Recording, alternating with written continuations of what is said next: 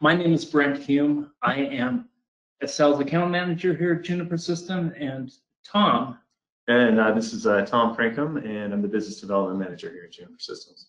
So we're going to go through a few of the key things about the Mesa 3 that you may or may not know already, but we want to make sure that you know some of the neat things that you can do to make your device work a little bit better for you and get a nicer experience with this. So we're going to move right ahead. We've got a few things on the agenda.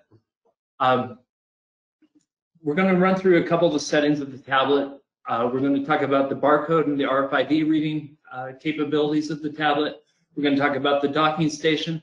So let's get started. All right, jumping into it. So we have two different offerings of the Mesa. So we've got the Mesa 3 Windows version and also Mesa 3 Android. And I want to touch a little bit on both. The Mesa 3 Windows, and many of you know the Mesa 2. The Mesa 2 is a great product.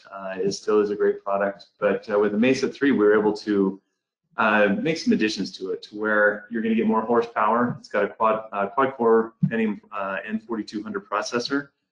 Super snappy, very responsive, great processor. And we've also been able to double the RAM on that. So we've gone from 4 gigs of RAM to 8 gigs of RAM, just giving the user more capabilities throughout the day. The Android tablet as well, that's been a big jump for us in the Android world. So this one comes standard with Android 9. And the cool feature on this is that it has Google Mobile Services.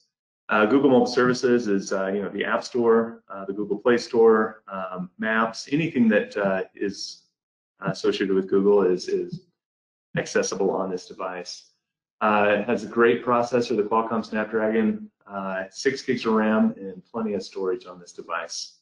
And both are equally as rugged, and we'll kind of go on through some of that stuff as well, but great rugged device on both aspects. So on that, we're talking about the ergonomics of the Mesa 3. Those of you who are familiar with this, there's some things that we have done to really make sure that people get the best use out of this product. One of the things that we know is that people are using these things all day long in a lot of different scenarios and a lot of different applications. And we want to make sure that it's something that you can use outdoors and be able to carry all day and really not fatigue. We want to point out that on the back, on the left image there, you can see that there's a little hourglass shape in the center of the device. And those are the finger indents that help hold on to it. And so if you look on the photo on the far right, you'll see that if you place your hand into the strap along the side of the device from the front towards the back and just hook your fingers around to that indentation, this is the way that you're going to be able to carry this device with you for hours if you need to. The things that are really advantageous of this is that you don't really have to twist your arm around to be able to see the screen right. It holds it in the right position for you without having to really bend your arm much or do much more energy to hold on to it. Other things we'll point out about the Mesa 3 right now is that we designed these to go with all-day battery life. And with the all-day battery life, the standard battery that comes into the device will give you 8 to 10 hours of runtime. There's an option to get an internal battery that's installed inside of the device, so it'll give you an additional 4 to 5 hours. It also allows the hot swap. So what happens here is that your main battery will burn, and when it's depleted, it will transfer over to the internal battery and give you up to 15 hours of runtime. At that point, or at any point in the time, you can change out the battery from one to the other on the main battery. We've got a little video here to show you how that works. You notice, turn it over, open up the battery compartment, pull that out, and the device is still going. It's running off of the internal battery, installs back in. Let's just assume that you put in a new battery there, but you can just keep on going and continue with all-day work. We got an image here that shows the battery. So the big square battery in the middle, that's the one we just watched get removed into the device. The arrow is pointing at the internal battery that is not one that you can change out on your own, but is always in there.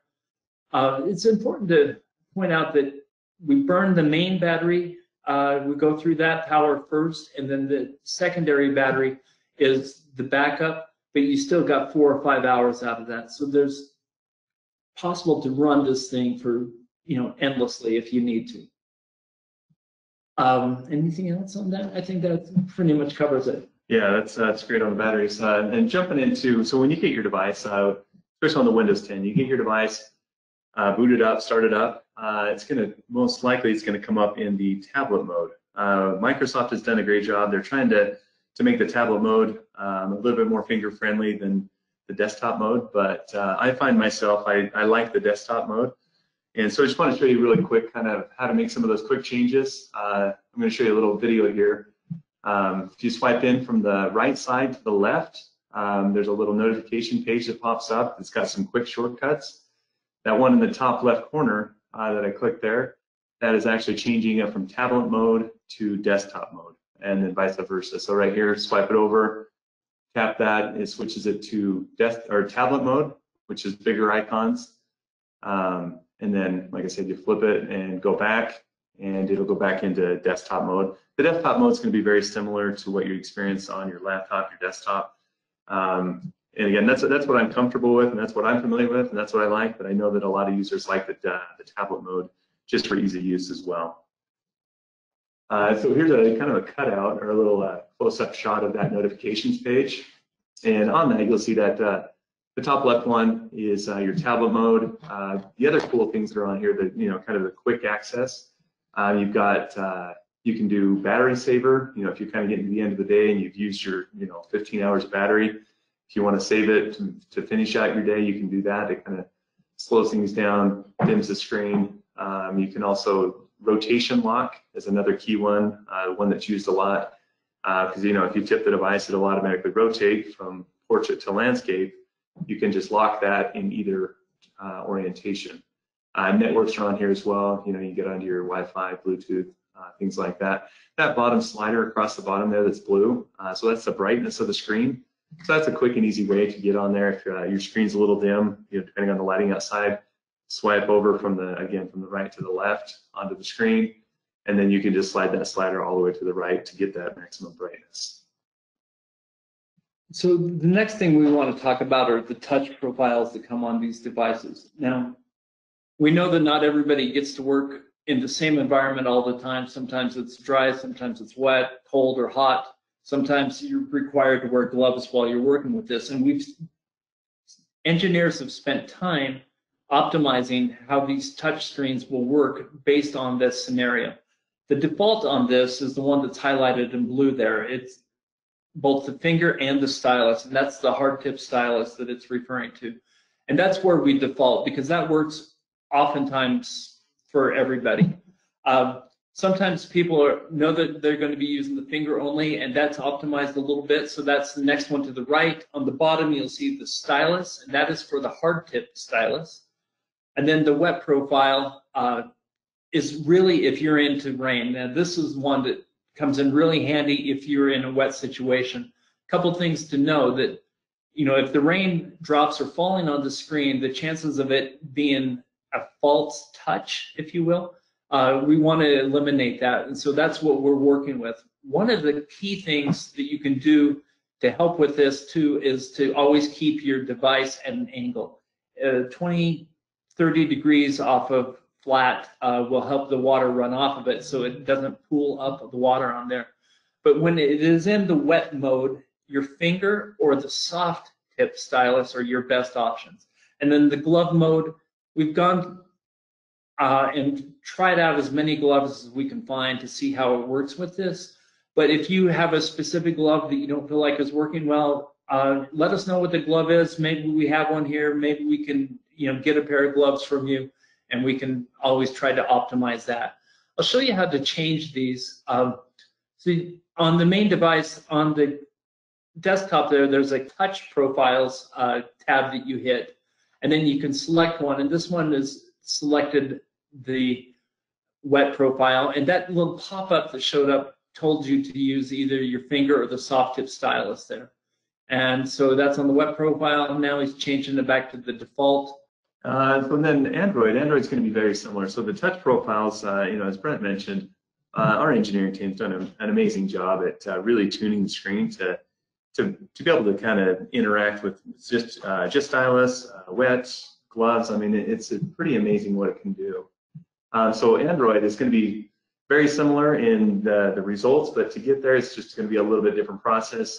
So with Android, there's not an option on the main screen, but if you swipe up from the bottom, as like you would with an Android device, swipe up from the bottom, it'll pull up all your apps page. You go to settings, and then that left icon where you see the arrow there, the left, I guess, this screenshot, it's going to go to touch control, and then you can go through and pick finger, glove, stylus, wet, just kind of pick your options there. And also, there's actually two separate ways of doing this. So that is one way, swiping up from the bottom. Android also has kind of a notifications page where you can swipe down from the top. So this next video is going to show you kind of both options. It's going to go the top way first. So you swipe down from the top. You'll have to swipe down twice to do it.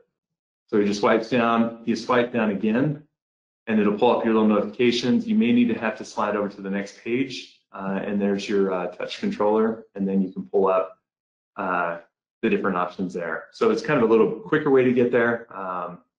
So then you can switch it. Looks like you switch it to the wet profile. It takes a second to get over. This here is swiping up from the bottom. There's the settings icon. Touch controller is going to be towards the top there. And so on this one, he's going to select the stylus, and that's the hard tip stylus. And with that, just kind of a quick note on that. If you use that hard tip stylus, or if you pick the stylus only mode, it'll only work with that hard tip stylus. You know, we've had users before, they've switched it into that stylus mode, and then they call us up, say, hey, my touchscreen doesn't work, because they're trying to use their finger. And I mean, it's pretty interesting, but it will eliminate any other touch other than that hard tip stylus. So keep that in mind if you put it in one of those modes. If it's not working, it may be, you may need to grab the stylus, or if you're using the wet profile and you use the hard tip stylus, that won't work either. So again, just kind of give you a little heads up on that. If you have any questions, let us know on usability on that. Yeah, that hard tip stylus too comes in handy if you got really precision things that you need to do on the screen, where like your finger just doesn't quite have the precision. So absolutely, that's why it's there. Great. So the other thing on the Mesa 3 is the keyboard that's towards the bottom of the device if you're looking at in portrait mode. And each of these keys, especially in the Windows, actually, we should say that the P1, P2, and P3 are ones that we can program to do different functions. So if you have a specific task, if you have a specific function that you need to do on a regular basis and you want to assign that key to that, it'll bring up, say, a camera for you or anything, and we'll show you how to set up these programmable keys here. If you got a video here, but on the desktop there, you'll notice that there's a keypad icon to touch. Double click on that, and you'll see the P1, P2, and P3 with each has a pull-down menu, and they have everything from volume and camera and escape, but there's a huge list. There's like 20 or 30 different functions that you can choose from, and you can even use function key type input to change it, to assign it to however you'd like. The default on the keypad, the P1, P2, and P3, the default when it's in a normal mode is volume on the P1 and P2, and then toggle to the on-screen keyboard for P3. And we're going to talk about how the barcode reader and the RFID reader affect that here in a minute, but just know that those keys are programmable and they're set to default already. Yeah, yeah. One of the things that I like about like P3, I'll do a lot of our customers, what they'll do is they'll have like a camera app. So they'll be able to push P3, it'll pop up the camera, they can push it again, and it'll actually take the picture. So it's just trying to make you, your job and your user's job easier to be able to access whatever application, and it could be, your own app, launching the app, launching a camera within the app, and those all can be done through those function keys. Super cool that way.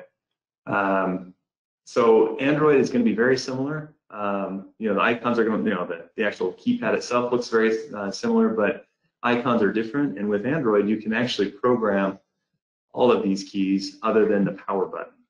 So with Windows, you get the 3 options, P1, P2, and P3. With Android, you have multiple options beyond that. So jumping into that, so this is how you access that for Android. Again, swipe up from the bottom, settings icon, and then it's up top next to the touch profiles. And then right there is all the options you can do. I'm going to have another screen here that shows you all the different things a little bit more, a little up close. But all the buttons, I mean, it includes the up and down, the directional buttons right in the center of the keypad as well. You can program them to do things for you.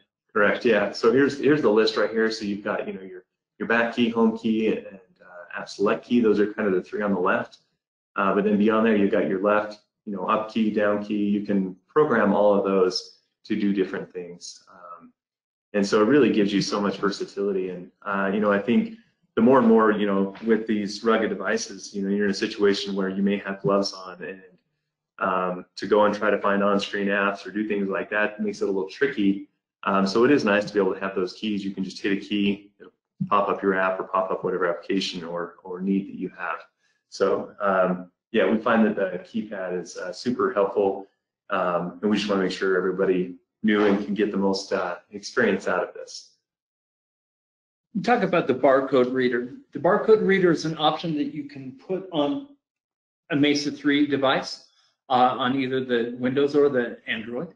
The barcode reader will read 1D and 2D barcode types. Translate that, your 1Ds are going to be like your UPC codes that you see on all the products that you buy, and a QR code are the little square ones you guys are probably familiar with. Postal codes. If you ever wonder what all those lines on the bottom of the envelope that came in the mail today mean, you can actually scan that and see the information that's in there. Composite codes, ones that combine several of these. This image that we have of the Mesa 3 here has the pistol grip on it, and this is an accessory that you can buy to use with the Mesa 3 for barcode reading. The advantage of this is that it's a different way of holding it. You've got a trigger that you can use to aim and to read the barcodes.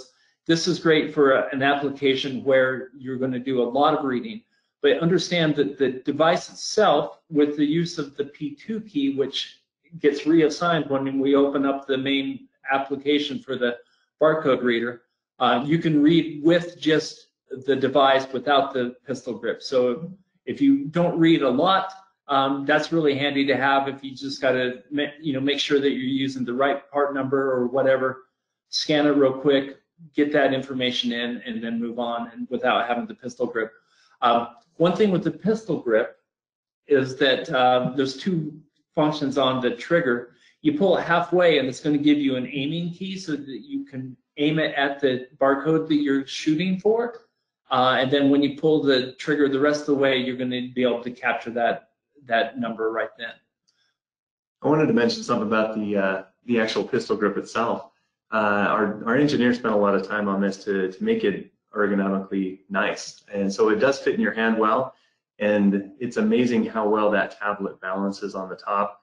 It doesn't feel heavy or anything like that, so I don't know if that's a question anybody has, but it actually it conforms really well, fits well, and it actually feels quite nice. It's not heavy or anything like that. The other thing is that pistol grip has gone through all of our drop tests. Every drop test that the Mesa went through the same testing. So it's an extremely rugged connection on there, so it won't break, or you won't have to worry, if that device does get dropped.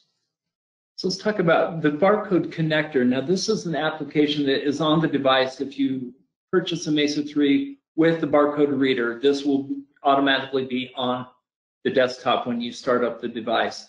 And this is a wedge device. So what that does is it takes the information off the barcode and automatically puts it into the field that you have selected on your computer. So, for example, on the left side, we've kind of just pulled out that screen to show that the menu available there by the 3 lines will open up that screen. But on that first image there, you can see the scan button right in the middle of it all. And then a couple boxes below that, there's the scan data. And if you put the cursor right into that thing, as soon as you hit the scan button or the P2 button or the trigger on the pistol grip, it'll fill out that the information into that box. There's a couple things that you can do with that. You could also put it into any kind of a field that you would have on your own application that you're using. We do have the APKs available to help you set these up.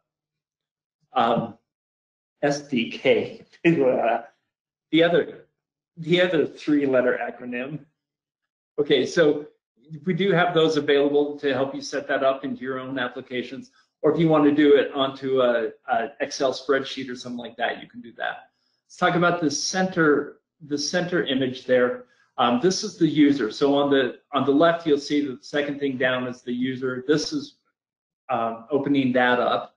The top level is one that I want to talk about that you can actually change the speed of the scan. In other words, if you have a difficult to read barcode, you might want to increase your time and see if you can get a better read by giving it more time to capture that image. Or if you have a lot of them and you just want to aim and be done and it reads quick, you can shorten that down. Another one in the center there is the select scan button. Now I've kind of hinted towards this already, but the P2 is the default scan button. When this application is open and the barcode reader is going to be used, it overrides what we told you about with the programmable buttons, so that the P2 is your automatic scan button. There is a pull-down menu there that you could change it to P1 or to P3 depending on your preference, but that's something to know. And now let's talk about the image on the right. This is good to know because there are a lot of different types of 2D barcodes. There's a lot of different types of 1D barcodes, and they all have their own, their own style. What we found is that we have pre-selected the most common ones, and when you scan, it's going to try to apply what it sees in the image to one of these formulas. Why you need to know this is if you have difficulty scanning something, you might try different formulas or different boxes here marked. If you know that it's definitely going to be an Aztec type inversed, then you know that you could just make it so that the device isn't trying to scan every other format that's out there. It'll speed up the process a little bit. So know that you can adjust what types of codes it's reading. If you know that all of your 1D barcodes are the 128 code, you can turn off everything else, and that will speed up the processing of these things. We got a little video here just showing just the use of the pistol grip and somebody going through a pile of product there, but how quickly it gathers that, puts it right into their application, and they can move on. Perfect. And then RFID is, the actual reader itself. So I wanted to talk a little bit about that and the location. As you see, we've got a little icon in that in the picture of the Mesa there. The actual antenna is right in the back. It's in the top portion of the Mesa on the back side, and it reads directly out of the back of the device. So I've heard time to time, different people aiming differently at tags. Just make sure that if you have an RFID and you're trying to read an RFID tag, to read directly out of the back of the Mesa. So you're looking at the Mesa front, reading straight out the back. That'll help you with your range, your accuracy, and also just being able to read the tags. So the RFID reader that's in the Mesa is a UHF, which is ultra high frequency RFID reader. So it'll read Gen 2 tags and any type of UHF tag. And we have two different options. We've got a standard, which is a 1/2 watt reader, and a 1 watt reader, which we call our high powered. So the difference between those two is your read range. So the standard is going to be about 12 to 18 inches. We find that kind of based on tag. And with the high powered, you can be anywhere from about 2 feet to about 6 feet, but I've seen as many as over 10 feet. But again, it's kind of based on the tag and the orientation. So if you have questions about that, get with us and we can do testing on the specific tag that you have, help you with the orientation to make sure that the Mesa and the tag are oriented correctly. The Mesa, the highest, it's actually set up to be in the best orientation to read. It's in portrait. So to keep that in mind with the tag. So again, if you have questions about that, we can work through that. If you just give us a call and we'll get your tag in here. We can do some testing and help you identify what's the best option for that. So here is kind of the cutout. So on the right is just the back of the Mesa. On the left is actually the back removed. And so you'll see where that arrow is pointing. That right there is the actual antenna for the RFID. So it really does read straight out the back. There's no indicators on the back of the Mesa, but the good thing is we wanted to keep it all enclosed. We didn't want an external antenna or anything that was kind of sticking out there. And if, we wanted to make sure it was all built in to where we've got the waterproof, it's IP68 rated still, it's got all the drop specs and protection that way. So you'll that's all protected and built in inside. The RFID connector is very similar to the barcode connector. We wanted to keep those similar, just so there was less confusion going from barcode connect to RFID connector. So on the left, again, you've got the home user data format and about. So that'll just kind of the start setup there. And as Brett mentioned, if you push the little 3 lines up in that top left corner, it'll either give you a full screen like you see in the middle shot there, or if you push it again, it'll give you a half screen on that so you can see the drop-down menu. So the center one is the user. So on this, you can set up, again, you can select your scan button if you want, P1, P2, or P3. Default is going to be P1. And this will override your keypad selection before. While this app is open, once you close this app, it'll go away as well. Jumping back really quick to that first slide, this is the same on the barcode and RFID connector. You can actually set this up so that you can select the top 2 on startup. So it'll start up RFID Connect or Barcode Connect. If you select that, it'll start up on boot up, and then you can also have it start up and minimized. So if that is your application you're using this as a wedge, select those so that every time you turn the device on, it boots up, minimizes, it's out of the way. And on that third page, so we go to data format, and this is available on the barcode connector as well. Excuse me. But you can have a prefix or a suffix. You can actually put 2 suffixes on there. So this comes in super handy if you have your application that has multiple fields you have to select, or you want to scan into, or if you say you're using an Excel spreadsheet, you want to go ahead and scan the tag, and then you put a suffix in there. And if you want to have a tab or a carriage return, so if you have a tab, so what you can do is you can scan it, it'll tab to the next field automatically for you, so you don't have to do anything on screen, and then you can go ahead and make notes, and then hit tab, and then you can have another tab or a carriage return that'll take you to the next field, so that you can continue working without having to do anything on screen. It's just all done automatically, kind of hidden with the RFID or barcode connector. Here's a quick little video showing how to read the tag. So again, scanning directly out of the back of the device is going to be your optimal range. He's putting that into an Excel spreadsheet where he scanned it, tabbed to the next field. Now he's entering some notes. Just trying to, again, make your job smoother, easier, less complicated. We're going to talk about the docking station. This is a tool that has been very helpful for a lot of people. The way this really shines is you can use this to do a lot of the functions that you need to do on the device at a desktop before or after you're using the device in the field. You notice that lower photo shows the back side of this dock, and you have a power. Well, I'll start on the left to right here. You've got 3 USB connectors. You've got the HDMI connector, you've got the Ethernet, and then power. And all of this will allow you to hook up keyboard, mouse, monitor, Ethernet, and the power. So you can use this for charging, but you can also use it as an option for doing your work and at a desktop. Ideally, this might be really beneficial if you have one device that an operator is using, that they use it both in the office and in the field, and you can just move it back and forth. If we, this is just a quick video showing how this is docked up, and so it snaps in there, it actually locks in, and you'll notice here in a second it pops up, I'll move over to the other screen. You set that up like an extra display with the monitor, so you can use both. But you go through your work, do whatever work you need to do. Push that button to release the lock on it. You can reattach the hand strap that has a quick release on it, and go out in the field and continue your work.